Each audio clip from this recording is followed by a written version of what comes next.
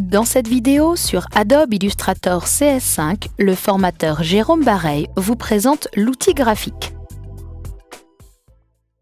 Illustrator va nous permettre de créer des graphes. Je vais développer ici la barre d'outils et j'ai préparé un fichier avec les différents graphes que nous propose Illustrator. Nous avons des graphes de type barre verticale empilée ou barre horizontale empilée. C'est ce que nous avons ici sur la première rangée. Puis nous avons d'autres styles de graphes qui seront soit des graphes linéaires, des graphes à couches, des graphes à nuages de points, des graphes sectoriels ou encore des graphes radars.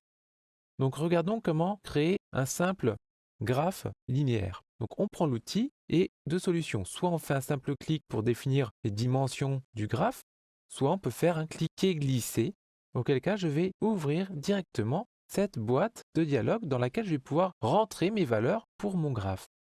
Donc par défaut, celle-ci apparaît avec 1 de rentrée, qui me permet d'avoir au moins une barre.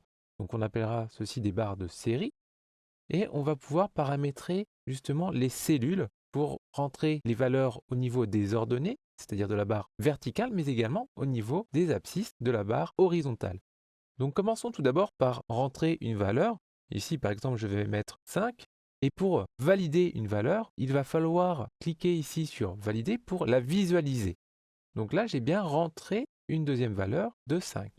Maintenant si ici je rentre des valeurs, je vais mettre 30. Mais à ce moment-là, je vais créer une deuxième série. Maintenant, ce qui va être également intéressant de voir, c'est que l'on va pouvoir créer directement des annotations au niveau des intitulés des abscisses. Donc pour ceci, on va revenir à la dernière version, c'est-à-dire simplement ici, voilà une valeur. Et donc, ce qu'on va faire, on va supprimer pour l'instant cette valeur et on va observer que lorsqu'on va mettre ici, par exemple, une légende homme et ici femme, donc je laisse bien ma première cellule vide, ce qui va me permettre de créer une légende. Et je vais pouvoir passer ensuite en fait d'une cellule à l'autre à l'aide de la touche tabulation et à l'aide de la touche entrée pour descendre de l'une à l'autre. Je pourrais également utiliser les flèches directionnelles du clavier. Et donc ici, je vais pouvoir rentrer mes valeurs. Donc si je veux mettre par exemple un critère d'âge, je vais mettre voilà 10 ans. On va ici mettre une première valeur. Et puis pour les femmes, pareil. Et on va visualiser ce que ça nous donne. Donc je valide. On voit bien à ce moment-là que j'ai créé deux séries.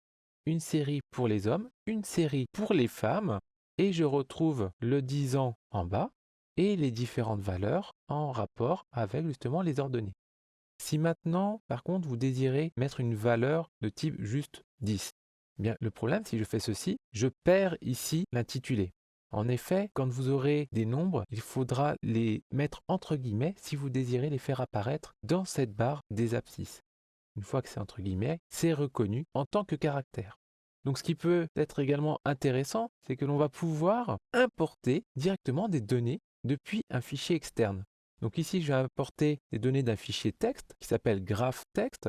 Alors au passage, je vous le présente, il se trouve comme ceci. Donc en fait, c'est simplement du texte avec des séparateurs de tabulation et des sauts de paragraphes en retour chariot.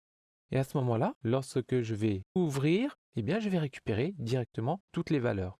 Alors, au passage, ici, j'ai des éléments que je veux supprimer. Je les sélectionne et je les supprime. Et donc, on va valider pour visualiser le rendu. On a également ici la possibilité de transposer les rangées et les colonnes pour en fait modifier ces valeurs. On a la possibilité également de modifier le style de la cellule. Alors attention, ici le style de la cellule, c'est simplement l'affichage de ce qui va se passer dans les cellules. C'est-à-dire que par défaut, ces cellules permettent de mettre des chiffres ou des nombres avec une virgule et deux décimales derrière la virgule. Donc si vous voulez mettre 0 décimale ou plus de décimales, vous pourrez le rentrer ici.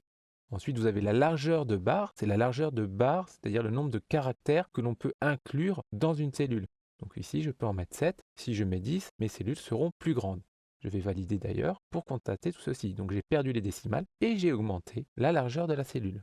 Pour revenir à la dernière version sur laquelle j'avais enregistré, en tout cas validé mes données, je vais pouvoir cliquer sur version précédente. Une fois que tout ceci a été créé, je vais pouvoir fermer et aller découvrir que j'aurai des options dans le menu Objet, Graphe, et je pourrai ici aller fouiller ces différentes commandes que l'on verra un petit peu plus tard dans la formation. Maintenant, si vous voulez décider de modifier, donc déplacer tout le graphe, vous pouvez le faire à l'aide de la flèche noire. Et par contre, si vous décidez de modifier un seul élément, eh bien à ce moment-là, il faudra prendre l'outil sélection directe, pointer l'élément et changer ses attributs. Donc que ce soit son positionnement, mais ça peut être également tous les attributs de couleur. Il en sera de même pour le texte, les légendes, si jamais on décide de les positionner à un autre endroit.